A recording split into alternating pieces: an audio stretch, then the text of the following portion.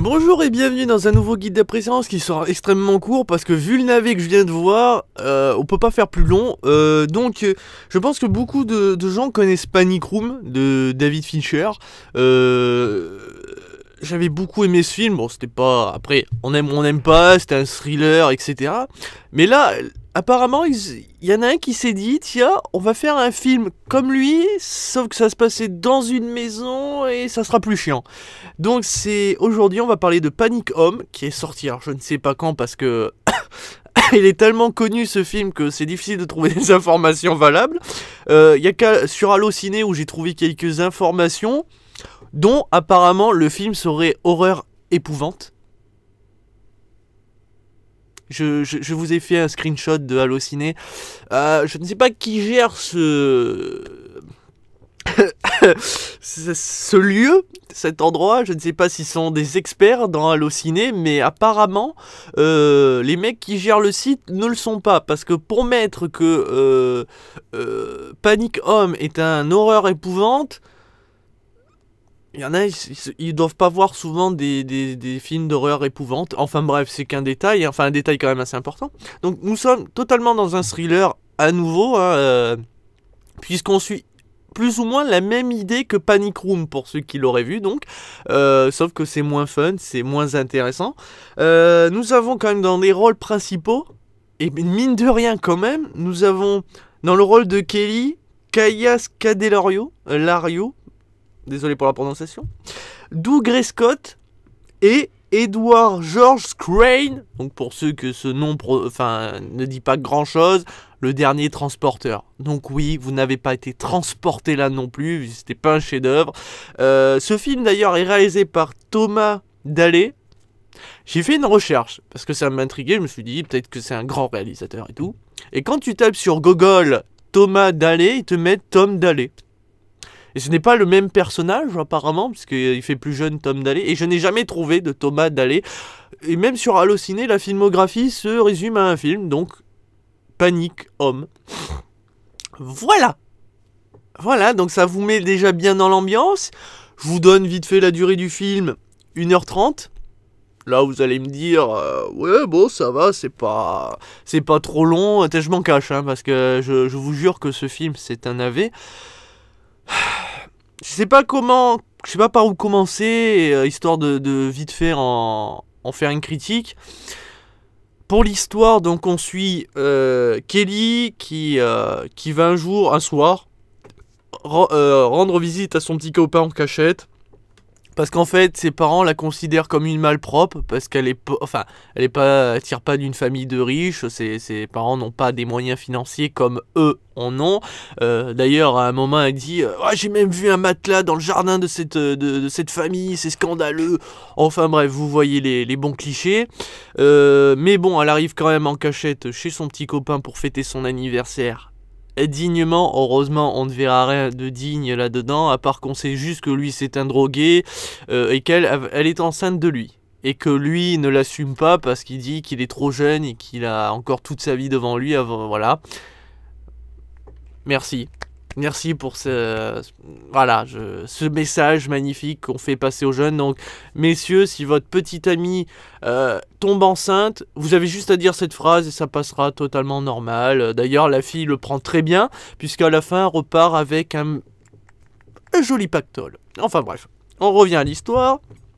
Et forcément, pendant cette nuit, un cambriolage va se dérouler dans cette magnifique maison qui est surgardée. Il y a gavé de caméras, il y a un chien de garde et tout, mais ils arrivent à buter le chien sans que le chien s'en aperçoive. Bravo le chien. Il n'y a pas d'alarme dans cette maison. Bon, je présume que ça sera expliqué à la fin du film. Enfin, d'une certaine manière, je vous ferai comprendre pourquoi. Mais au début, il n'y a pas d'alarme et tout. Heureusement, le jeune garçon, même s'il n'assume pas d'être père, enfin il l'apprendra que plus tard. Je sais plus s'il apprend. Je me rappelle même plus. Pourtant, j'ai vu il y a même pas quelques minutes. Je me rappelle même plus. Je sais plus si c'est vers le début qu'il apprend ou pas. Mais je crois que c'est avant le cambriolage. Un moment héroïque, il prend une batte de cricket et il fonce sur les cambrioleurs. Heureusement, scène que nous ne verrons pas, parce que apparemment c'est pas digne d'intérêt. On apprend que il a quand même touché un des mecs par les bruits qu'on entend. Et il touche que Doug Scott, je me rappelle plus du nom de son personnage, mais on s'en fout. Donc quand même que c'est un grand acteur, enfin il a fait de bons films, et des mauvais aussi. Voilà, on peut pas faire que des bons films. Et donc il se prend le coup de criquet apparemment, et tombe sur une des vitrines qu'on a vues au début, et reçoit un morceau de verre dans l'estomac, enfin près de l'estomac en tout cas.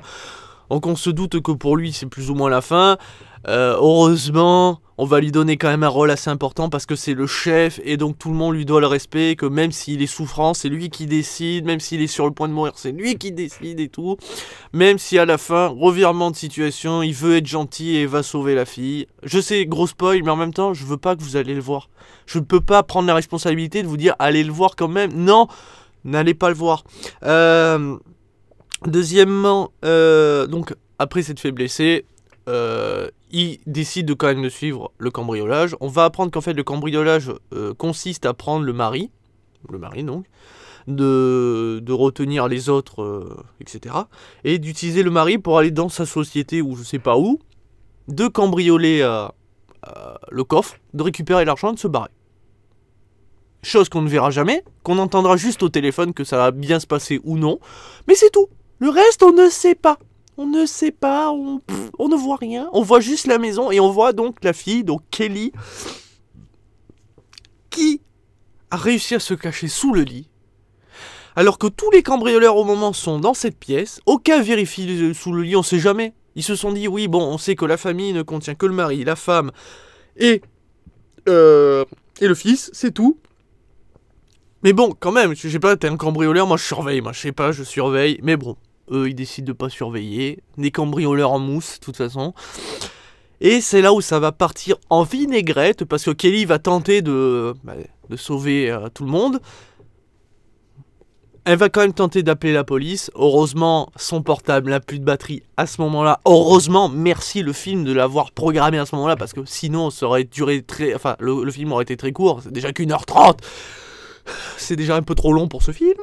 Et après, donc on a donc des scènes d'action, hein, où on voit un des voisins rentrer dans la maison normal, comme ça, juste parce qu'il s'inquiète, au lieu d'appeler la police avant.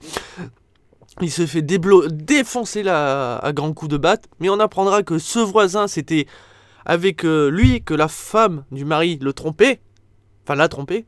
Je ne sais pas. Comment on dit le tromper, oui, le tromper, en théorie. Donc pour une fois qu'une femme trompe le mari au lieu d'un mec. Hein. Donc voilà. Et en fait, on apprendra beaucoup plus tard qu'en fait le mari avait organisé ce cambriolage lui-même parce qu'il savait que sa femme le trompait et qu'il voulait se barrer. Et comme il le dit, cette grosse salope. Et cette grosse salope, à ce moment-là, et c'est le meilleur passage du film, après 1h30, donc on arrive vraiment à la fin, où elle arrive avec le fusil, elle fait « Alors c'est toi qui as organisé, c'est à cause de toi tout ça ?» Elle soulève le fusil, elle pousse un hurlement, elle tire. Le mec fait un vol, mort de rire. Là, j'ai explosé de rire. Et pleuré aussi, parce que ça y est, enfin, on arrivait enfin à la fin du film, et j'ai pleuré de joie.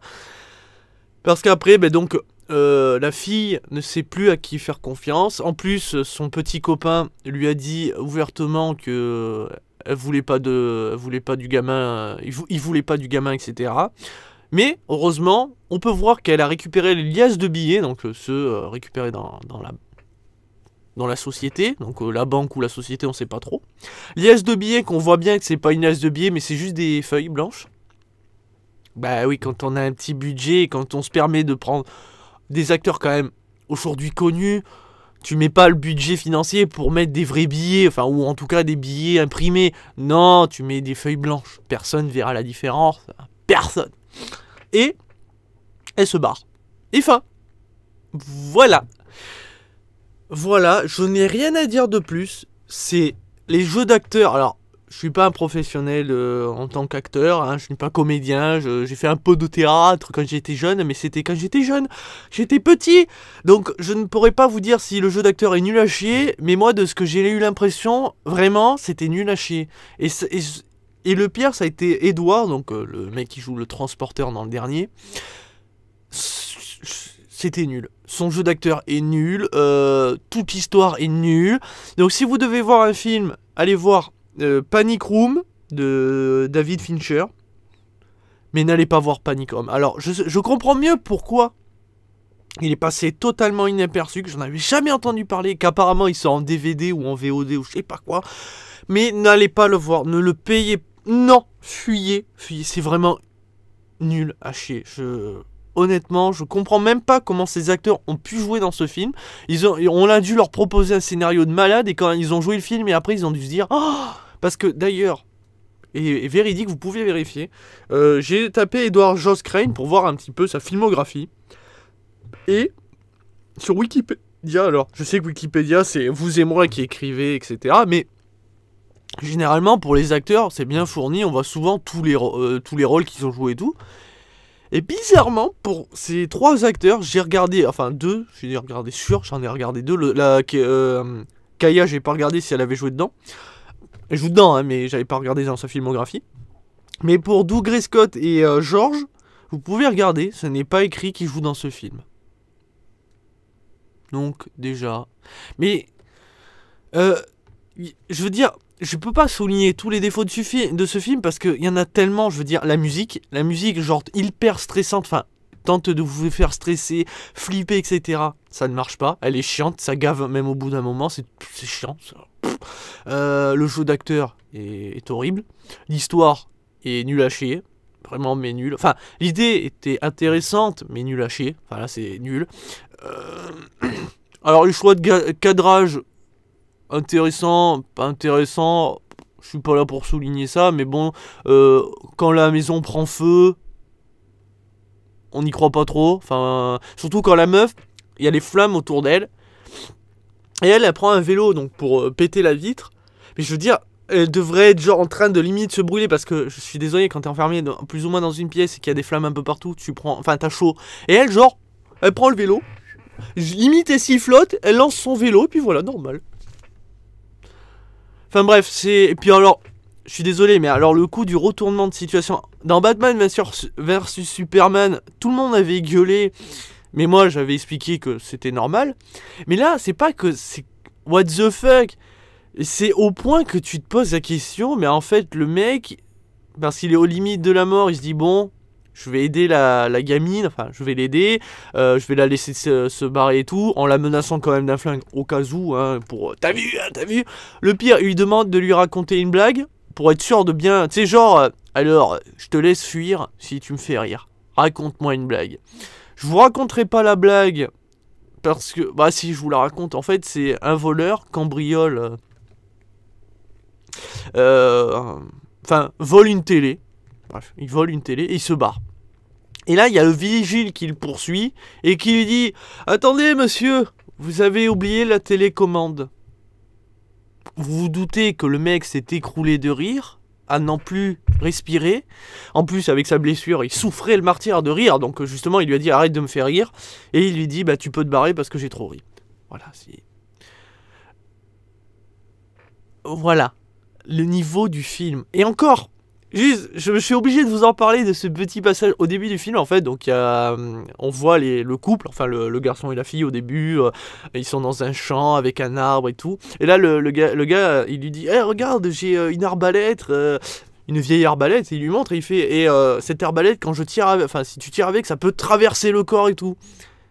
Et là, la fille, elle fait « Non, mais arrête de me pointer ça !» Parce que le mec, il pointe ça, tu sais, il met la flèche, il pointe. C'est une vieille arbalète, je veux dire, donc la corde peut casser, le mécanisme peut sauter, la flèche, elle peut se barrer. Mais lui, je suis trop con, je te vise.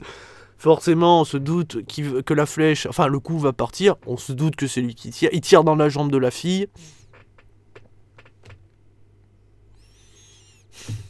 Je sais pas ce que voulait véhiculer le film comme message, mais en gros, les jeunes d'aujourd'hui sont cons. Ils se droguent, ils assument plus. Dès qu'ils ont des problèmes, par exemple, bah, ils font une connerie, ils se protègent pas pendant des rapports sexuels, au lieu d'assumer, ils se barrent. Hein, ils laissent leur gonzesse se démerder toute seule. Bravo. Que tromper... c'est pas si mal, hein, la femme trompée, c'est pas si mal. On lui reproche pas grand chose, enfin, il y a que le mari qui lui reproche, mais sinon, son fils, s'en fout. Se droguer, il y a que les parents qui. Enfin, il y a que la mère qui s'inquiète, le beau-père, c'est son beau-père, lui, s'en fout. On a rien à foutre. Bravo. Non, le film est génial à ce niveau-là. Donc, les jeunes, droguez-vous, trompez votre copine, faites-lui un enfant et cassez-vous. C'est plus ou moins... Là, je vous fais un mélange. Hein. Je vous prends un petit shaker, je mélange, et voilà, c'est un bonus, c'est un cadeau. C'est l'histoire... Non, mais voilà, en gros, ce que j'ai vu du film. Voilà. Donc, je vais pas en parler plus. Voilà, n'allez pas le voir.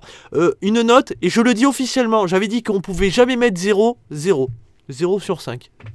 C'est une merde. Je pensais pas voir pire que tout ce que j'ai vu comme Krampus, etc. Bah si, il y a toujours pire en fait. Il y a toujours pire. Donc voilà. Allez, je vous dis à très vite et à très bientôt pour un nouveau guide d'après-séance. Et ne paniquez pas. Ah putain.